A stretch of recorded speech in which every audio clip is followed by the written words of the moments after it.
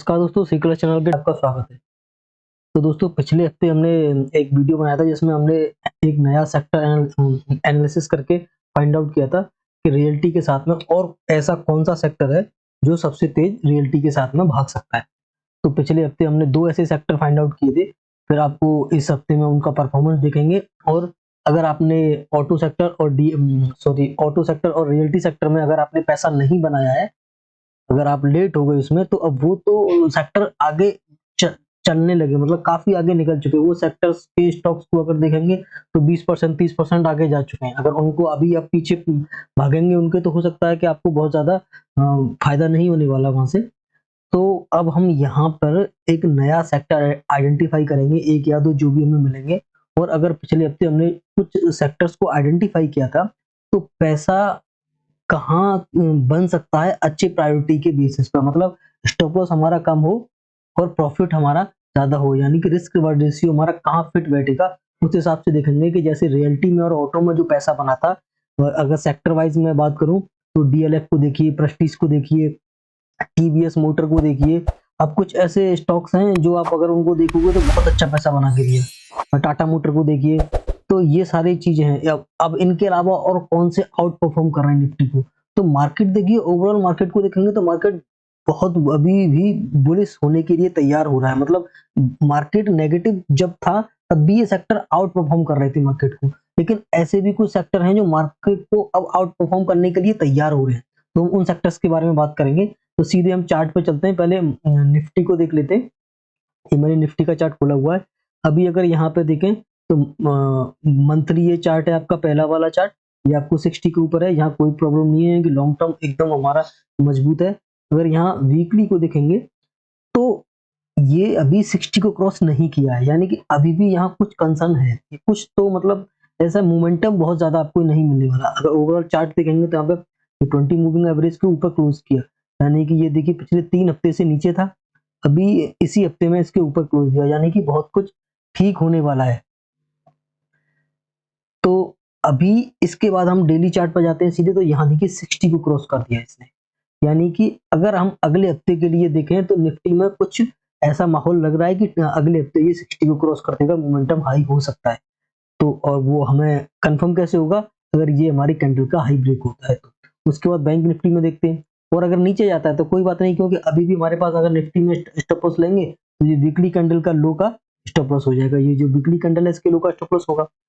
तो एकदम अग्रेसिवली हम इंडेक्स में बाइंग नहीं कर सकते, क्योंकि अभी भी ये 60 के रेजिस्टेंस पे है, और जब भी रेजिस्टेंस पे चीज होती है तो हम उसको अवॉइड करते हैं बाइंग करने के लिए। तो ये चीज हो गई। तो अगर पर्टिकुलर इंडेक्स की बात की जाए तो हम यहाँ पे अग्रेसिवली कुछ भी बाइंग नहीं करेंगे। अब बैंक निफ्टी के चार्ट को देख लेते हैं। बैंक निफ्टी निफ्टी से भी कमजोर है, गैप डाउन ओपन हुआ तो वहां अगर देखा जाए तो यहाँ देखिए ये डेली चार्ट पर गैप डाउन ओपन हुआ, वीकली चार्ट पर भी कुछ खास नहीं है, वो भी 40-60 के बीच में। और यहाँ मंथली को अगर आप देखेंगे तो वो भी 60 के नीचे चल रहा है, लेकिन इसको हम कंसीडर नहीं करेंगे क्योंकि ये अभी मंथली जो चार्ट है वो कंप्लीट नहीं हुआ है। तो बैंक निफ्टी यानी बैंकिंग शेयर में कुछ अभी बहुत सब कुछ ठीक नहीं हुआ है, क्योंकि कुछ अभी आपने पॉलिसी देखी होगी, कुछ चेंजेस हुए हैं, उस चक्कर में कुछ प्रॉब्लम चल रहा है। तो अभी बैंक निफ्टी को हम हाथ नहीं लगाएंगे, यानी कि बैंकिंग शेयर को हम हाथ भी नहीं लगाएंगे। कुछ जो भी देखेंगे सेक्टर वाइज देखेंगे। अब सीधे सेक्टर पे अगर हम चलें तो सीधे अगर हमारे सेक्टर्स को देखें, सीधे सेक्टर्स पे जाते हैं तो मैं आपको दिखा देता हूँ। मैंने स्ट्रॉन्ग सेक्टर जो देखे थे, रियल्टी और ऑटो हमारे पहले से चल रहे हैं। ये आप देखिए बहुत बढ़िया परफॉर्म कर रहे हैं। अगर आपने इनमें पैसा बनाया है तो बहुत अच्छी बात है, कमेंट में हमें लिख के बता सकते हैं कि हमने पैसा बनाया। और उसके बाद में अगर आपने नहीं बनाया है तो ये अभी लेट हो गए, आप इसमें काफी मूवमेंट हो चुका है, अब यहाँ प्रॉफिट बुक करने का टाइम आ रहा है। यानी कि सेक्टर जब रोटेशन होता है ना तो ऐसे ही होता है। अब ये देखिए कहाँ से चला था, यहाँ से चला था और कितना लंबा रैली दिया, अभी और भी चलेगा, लेकिन जब भी हमें कोई साइन मिलेगा प्रॉफिट बुक करने का तो रियल्टी में से और ऑटो में से हम प्रॉफिट बुक करते चलेंगे, जितना जितना चलेगा उस हिसाब से। अगर यही हम ऑटो को देखें तो ऑटो कम चला है रियल्टी की अपेक्षा, ऑटो में अभी भी काफी इसमें पोटेंशियल है। यहाँ पे अभी देखिए वीकली पे ब्रेकआउट दे रहा है, तो ऑटो बेस्ट है हमारे लिए इस हफ्ते के लिए। रियलिटी में अभी प्रॉफिट बुक जगह डीएलएफ आपने अभी ले रखा है तो उसका मूवमेंट आप देखिए कितना हैवी मोमेंटम आपको दिया है पिछले 1 महीने में। बाकी नए जो सेक्टर अगर हम इसको ढूँढने की कोशिश करेंगे तो ये देखिए फार्मा सेक्टर मंथली 60, वीकली पिछले हफ्ते ही 60 को दे दिया और हमने पिछले हफ्ते आइडेंटिफाई किया था जो कि इस हफ्ते अगर इसको आप देखोगे तो लगभग इसने 1.5% का मूव दिया सेक्टर में। और स्टॉक में तो हम बाद में करेंगे, आगे चल के देखेंगे। और एक और नया सेक्टर हमने आइडेंटिफाई किया था, वो था हमारा निफ्टी इंफ्रा, जो पहले भी हम उसको शायद रिकमेंड कर चुके हैं। ये 2 सेक्टर हमने नए आइडेंटिफाई किए। इंफ्रा सेक्टर में काफी तेजी हो चुकी है पिछले 3 हफ्तों से, लेकिन अभी भी इसमें काफी पोटेंशियल बचा हुआ है। ये देखिए यहाँ ये बॉलिंजर बैंड को अगर ब्रेकआउट इसके ब्रेक बाहर जाता है तो और इसमें अच्छा मूव आ सकता है। तो अभी हम फार्मा और इंफ्रा मतलब डीएलएफ हमारा चल रहा है, रियल्टी का, ऑटो का चल रहा है, टाटा मोटर और आपका टीवीएस मोटर हो गया, अशोक लेलैंड भी लगभग उन्हीं के पास है। अगर इनके अलावा अगर हमें अभी इस हफ्ते में पैसा बनाना है तो हम यही स्टॉक्स देखेंगे।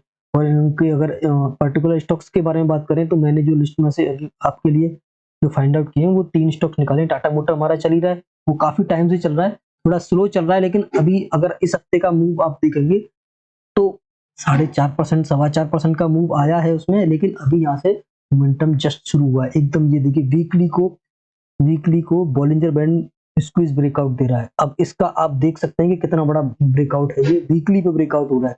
तो टाटा मोटर में क्या होने वाला है आप खुद से सोचना, और आप 1-2 हफ्ते में या फिर महीने भर के बाद हम इसके बारे में फिर से बात करेंगे कि हमने कहाँ इसको बाइंग दिया था। हमने 637 के आसपास कई वीडियोस में इसको बाई करने को बोला है। इसके स्टॉप लॉस 612 है, 600 के आसपास के स्टॉप लॉस के साथ एक दो बार शायद स्टॉप लॉस भी हिट हुआ एक बार, उसके बाद फिर से बाइंग मिला और बढ़िया से चल रहा है। उसके बाद हम इसको अभी होल्ड करेंगे और जहां मौका मिलेगा वहां प्रॉफिट भी करेंगे। तो एक चीज मैं आपको फिर से बता दूं, अगर मैं यहाँ आपको कोई भी स्टॉक्स को रिकमेंड कर रहा हूँ या इंडेक्स के बारे में या सेक्टर के बारे में बता रहा हूँ तो उसमें मेरा कोई आपको रिकमेंडेशन नहीं है, मेरा पर्सनल व्यू है जो मैं आपके साथ शेयर कर रहा हूँ। अगर उसके बिहाफ पे आप कोई भी पोजीशन बनाते हैं तो जो भी आपका लॉस या प्रॉफिट होगा उसकी रिस्पॉन्सिबिलिटी आपकी होगी। चलिए तो वो बात करते हैं बाकी के एक एक स्टॉक्स हम देख लेते हैं। हमने इंफ्रा में से लिया, ये पावर सेक्टर में से भी इसको बोल सकते हैं। टाटा पावर मुझे अभी ठीक लग रहा है, क्यों लग रहा है क्योंकि देखिए तीनों आरएसआई 60 के ऊपर हुआ।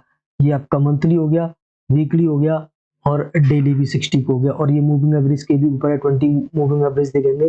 बाकी वॉल्यूम भी यहाँ देखेंगे तो ठीक ठाक हो रहा है, यानी कि ये इस हफ्ते का मेरा बेस्ट स्टॉक हो सकता है टाटा पावर। और अगर दूसरा स्टॉक्स की मैं बात करूंगा तो दूसरा स्टॉक मुझे लगता है भारत फोर्ज।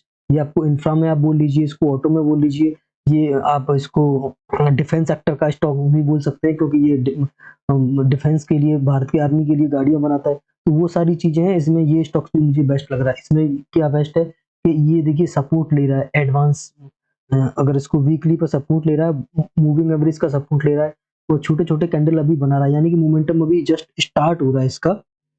तो ये चीजें भी हम देखेंगे।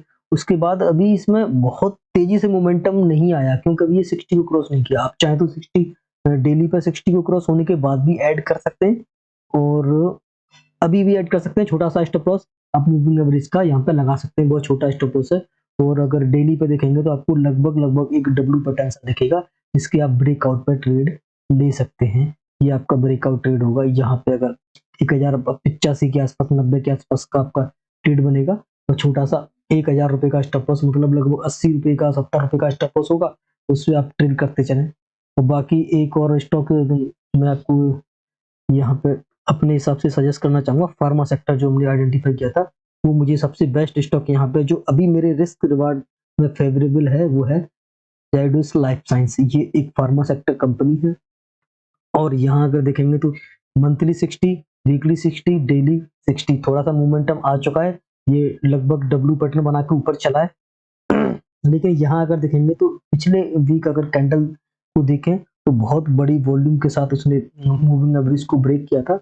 उसके बाद यहाँ पे फिर से सपोर्ट लिया उसने मूविंग एवरेज का और लगभग 2% चल चुका है इस हफ्ते में, लेकिन फिर भी बहुत ज्यादा नहीं है। यहाँ पे अगर पोजीशन को बनाएंगे तो छोटा सा स्टॉप लॉस बनेगा, वही इस कैंडल के लास्ट जो वीकली कैंडल है मतलब 610 612 के आसपास का स्टॉप लॉस बना के इसमें भी आप अपना पोजीशन को ऐड कर सकते हैं। बस मेरा वही फिर से आपसे बोलूँगा, कोई रिकमेंडेशन नहीं है, आप इसमें पेपर ट्रेडिंग करें या अपनी नॉलेज के लिए कैसे भी अगर ट्रेड लेते हैं तो अपने एक एडवाइजर से सलाह करके इसमें पैसे लगा सकते हैं। आगे फिर देखते हैं अगले हफ्ते में हमें और कौन से सेक्टर्स को आइडेंटिफाई करके और कोई नया सेक्टर आता है या फिर यही सेक्टर आगे मोमेंटम को कैरी ऑन रख पाते हैं। तो इन्हीं चीज़ों को हम देखते जाएँगे। अगर कहीं किसी सेक्टर में प्रॉफिट करने का मौका मिलेगा, यानी कि पोजीशन को ऐड करना है, तो हम ऐड करेंगे, क्योंकि हमारा मोटिव बार-बार ट्रेड लेना नहीं है कि बाई करो, सेल करो, बाई करो, सेल करो, ऐसा नहीं है। हमें पैसा बनाना है। तो महीने में 2 या 3 ट्रेड भी मिले ना, बेस्ट है। क्योंकि अगर आपका 2-3 ट्रेड में 20 से 25% पैसा, 20% या 10% भी अगर स्टॉक भाग गया है, तो अगर और आपने उसमें अच्छे से रिस्क रिवार्ड रेशियो लेके क्वांटिटी अच्छे से मैनेज कर लिया, रिस्क को अच्छे से मैनेज कर लिया, तो पैसा आपका 1-2 स्टॉक्स में बन जाता है। क्यों बार-बार आपको 10 को स्टॉक्स में पैसा लगाना है? आप मेंटेन करिए, रिस्क रिवार्ड आपको फेवरेबल मिल रहा है तो 1-2 स्टॉक आपके लिए काफ़ी है, जो आपके साइड में आपकी तरफ से चल जाएँगे। बाकी स्टॉप लॉस अगर होते हैं तो अगर 4 में स्टॉप लॉस होता है, 2 भी आपके चल जाते हैं, तो भी आप प्रॉफिटेबल ट्रेड रहेंगे। ये चीज़ें कैसे काम करती हैं, उसके लिए आपको हमारे अपने चैनल पे जाइए, हमारी प्लेलिस्ट को ओपन कीजिए, उसमें देखिए तो रिस्क रिवार्ड रेशियो के जो वीडियोज़ बने हैं उनको देखिए। वो सारी चीज़ें रिस्क मैनेजमेंट से रिलेटेड कुछ चीज़ें हैं, उनको आप अच्छे से समझेंगे तो आपको सारी कैलकुलेशन समझ में आएगी। चलिए तो फिर मिलते हैं नेक्स्ट वीक में जी, अच्छे से स्टॉक्स या अच्छे से सेक्टर को फिर से डिटेल में आइडेंटिफाई करेंगे, उसमें डिटेल में बात करेंगे और देखते हैं जो हमने इस वीक में कुछ एनालिसिस किया है, जो स्टॉक्स आइडेंटिफाई किए हैं सेक्टर के साथ। आपने एक चीज़ हमेशा नोटिस की होगी कि मैं जो भी स्टॉक्स को रिकमेंड करता हूँ या जो भी स्टॉक्स के बारे में बात करता हूँ, वो मैं ऐसे ही कहीं से भी उठा के नहीं लाता। पहले मैं उस सेक्टर को लेके आता हूँ कि ये सेक्टर में क्योंकि मैंने क्यों लिया, क्योंकि ये मोमेंटम में है, इसमें स्ट्रेंथ है। उसके बाद उसी सेक्टर में से ऐसे स्टॉक्स को निकाल के लेके आता हूँ, जो भी बहुत ज़्यादा स्ट्रेंथ के साथ मूव कर रहा है और उसमें मोमेंटम भी काफ़ी ज़्यादा है।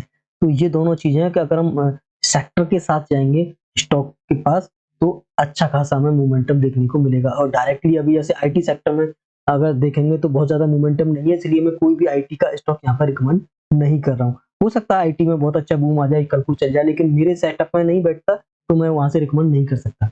बाकी आप अपने हिसाब से देख सकते हैं। चलिए तो दोस्तों मिलते हैं नेक्स्ट वीक में, तब तक के लिए थैंक यू एंड जय हिंद।